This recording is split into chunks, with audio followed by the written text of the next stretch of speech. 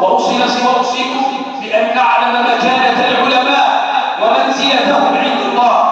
وهذا الرجل رحمه الله الشيخ عمر هاشم كان عالما ورعا تقيا، جمع بين العلم والطيبة والتواضع وبين صفاء القلوب ونقاء القلوب وتقوى الولي العارف بالله رضي الله تعالى عنه وارضاه. ولعلكم تعلمون وهو مع الشيخ الشعراوي فيتحدث عن الإسراء والمعراج والإمام الأكبر يجلس والكل لا يريد أن يتكلم، شيخ الأزهر جالس، الشيخ الشعراوي جالس، أين يذهب الدكتور أحمد عمر هاشم؟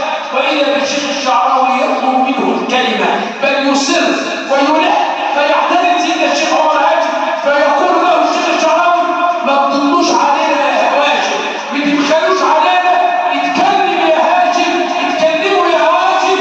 من الذي أمره أن يتكلم؟ سيدنا الشيخ الشعراوي عليه رحمة الله.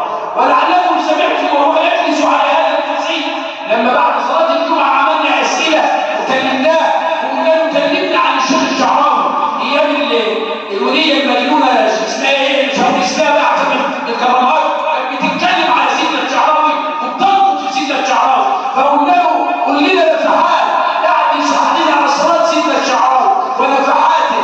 من ضمن نفحاته خلي بالك سيدنا عمر هاشم يقول لك انا شفت في المنام انه جاب لي طاقيه كده من بتاع الشيخ الشعراوي اسمها طاقيه الشعراوي، وجاب لي عبايه وجاب لي جلابيه وبتاع، شاف في المنام فبيقول لك لكن يقابل الشيخ الشعراوي فاذا به يدخل وقال له تعالى يا احمد يا عمر يا هاشم، قال له نعم يا سيدي وقبل ايده، قال له خد الحديد، قال له دي، قال له العمامه والطاقيه والجلباب اللي انت شفتها في المنام يا عمر. خلي بالك وسمعت من سيدنا عمر هاشم وهو بيقول له كان سيدنا الشيخ الشعراوي بيديهم الفاكهه فيدي كل واحد 2 كيلو 2 كيلو 2 كيلو وهكذا، يجي عند سيدنا الدكتور عمر هاشم يديله 4 كيلو 5 كيلو